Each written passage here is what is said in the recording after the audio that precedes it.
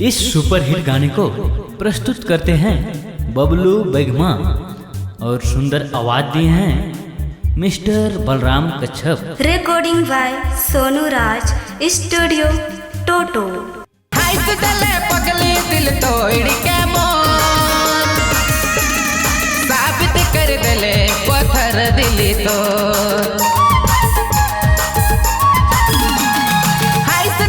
पगली दिल तोड़ के मोर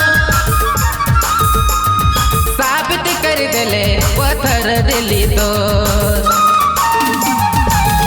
रानी तोर देवल सितम मैं तो सहिले भूषणम रानी तोर देवल सितम मैं तो सहिले भूषणम जरानी जातो खुश रहबे जरानी जातो खुश रहबे।